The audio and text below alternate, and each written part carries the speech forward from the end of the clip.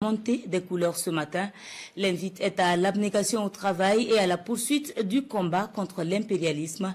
Le capitaine Ibrahim Traoré s'est également prononcé sur les relations entre l'Afrique et la France en réponse aux propos du président français. On écoute un extrait.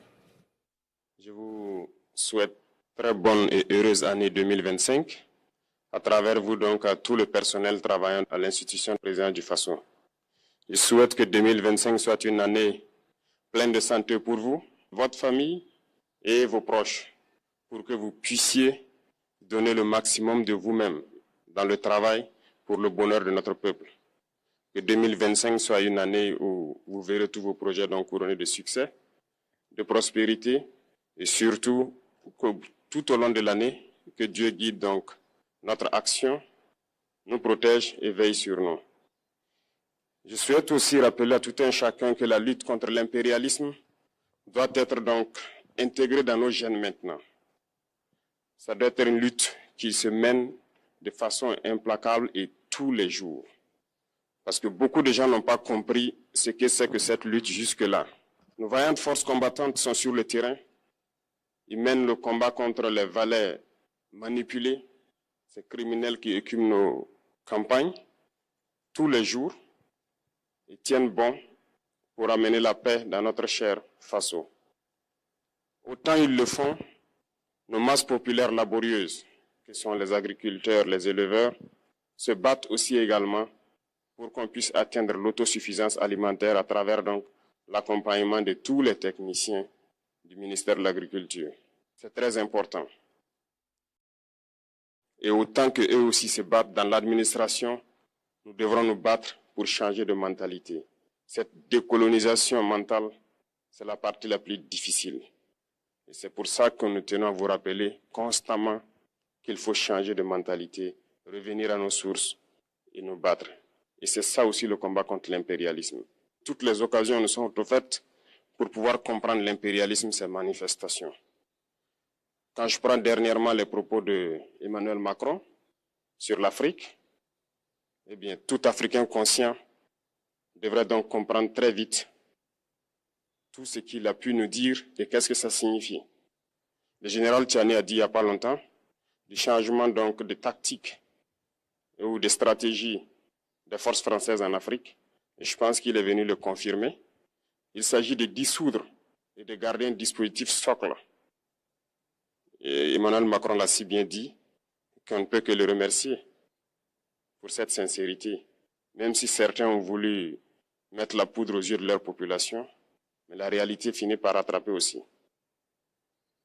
Ils ne partiront pas de certains pays, ils ont juste dissous le dispositif. Vous ne les verrez plus dans des bases, mais dans les ambassades, ils seront là. Ils vont constituer des sociétés de sécurité pour sécuriser leurs sociétés qui existent dans ces pays-là, mais les soldats seront là. Mais vous ne les verrez plus en tenue ou rassemblés dans des bases. C'est tout ce que ça veut dire. Ils vont se réorganiser, mais seront là. Il a parlé de politesse vis-à-vis de certains chefs d'État en leur donnant la primauté d'annoncer donc la rupture ou le départ des forces françaises. Ça nous importe peu, on peut dire. Mais tout ce que nous savons, c'est que si vous voulez une rupture avec ces forces impérialistes, c'est simple, on dénonce les accords. Tout commence par là-bas. Et je pense que l'exemple du Tchad, en tout cas, est palpable. Ils ont commencé par dénoncer les accords. Sinon, si on ne dénonce pas les accords, juste dire que les bases quittent, on n'a rien fait. Parce que le problème se trouve dans les accords coloniaux de défense qui ont été signés depuis l'indépendance. Le plus dangereux n'est pas ceux-là que vous voyez dans les bases. Le plus dangereux, ce sont les conseillers militaires. Les conseillers militaires existent dans tous ces pays. Ils ont existé au Burkina aussi jusqu'en fin 2022, jusqu'à ce que nous prenions nos responsabilités. Et qui sont ces conseillers militaires? C'est ceux-là qui sont censés mettre en pratique la politique de la France ici. Ils doivent travailler à rendre nos armées très faibles pour que la France puisse toujours avoir l'argument d'exister ici. Sous Blaise Compaoré, ils avaient réussi. Nos sentinelles prenaient donc la garde avec des bâtons. C'est ça que la France veut de nos armées. Lorsque nous arrivons à cette étape, nous n'avons pas le choix que de vouloir qu'ils viennent s'installer. Mais l'armée burkinabé a réussi à un moment donné à se débarrasser des conseillers militaires. Malheureusement, je pense qu'en 2019, après l'opération au Tapuanou, où ces Français ont vu que l'armée burkinabé avait encore une capacité de réagir au terrorisme, ils ont appelé le chef d'état-major en France, ils l'ont instruit de reprendre les conseillers militaires dans toute la structure. Eh bien, il n'a pas accepté, mais au retour au pays, les politiques l'ont instruit d'accepter les conseillers militaires. Et c'est là que les conseillers militaires sont revenus dans l'armée burkinabé en 2019. Avec toutes les conséquences qu'on connaît, l'armée était en train de disparaître dans les années 2020-2021. Et d'ailleurs, c'est le moment où beaucoup de militaires ont dû déserter parce qu'il n'y avait plus d'espoir. On était en train de s'effondrer.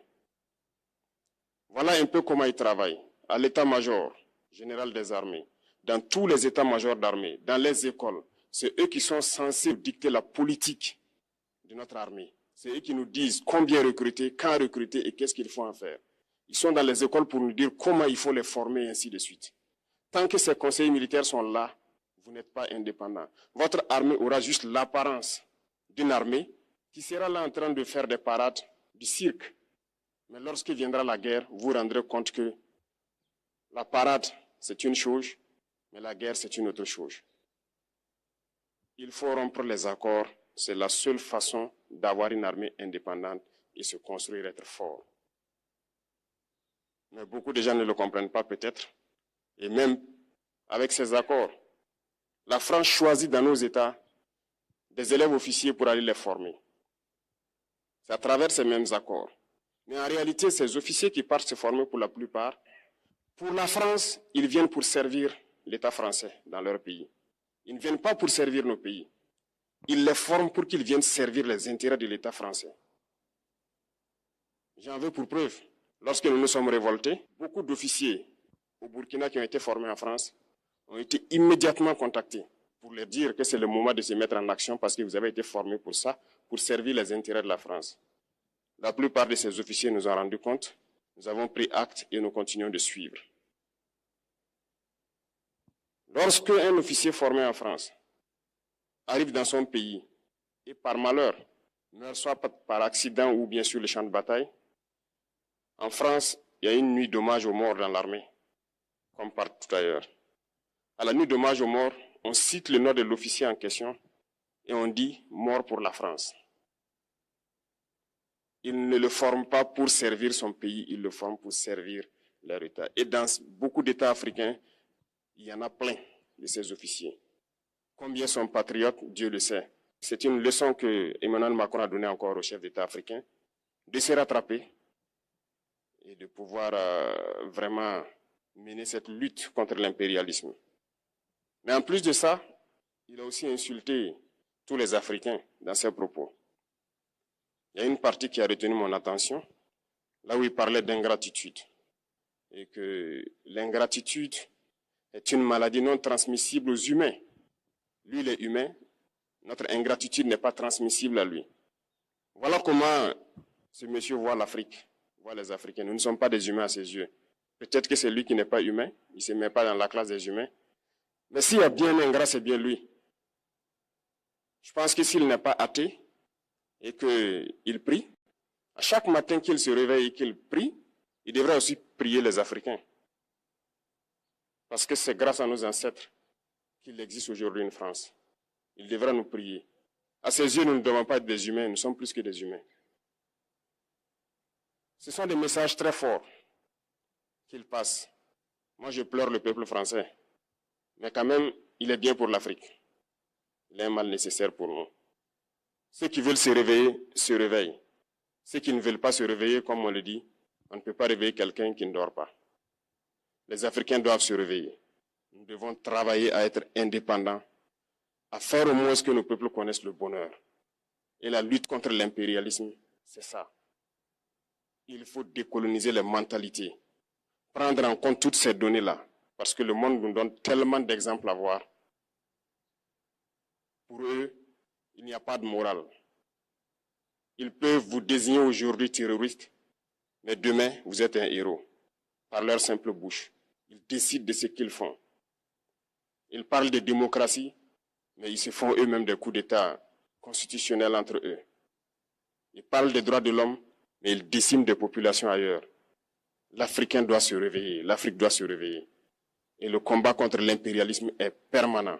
Et je vous invite à incorporer ce combat, à travailler en sorte que nous soyons réellement indépendants, que nous soyons autosuffisants et que nous puissions nous développer, connaître le bonheur, ce à quoi notre peuple aspire. Merci, je vous souhaite une très bonne journée, une très bonne semaine et une très bonne année. Et que, à la fin de cette année 2025, en faisant la rétrospective, nous devrons nous dire que nous avons apporté un grand plus à notre nation. Merci beaucoup à tous. Que Dieu vous bénisse et que Dieu protège notre chère patrie. La patrie ou la mort, nous vaincrons.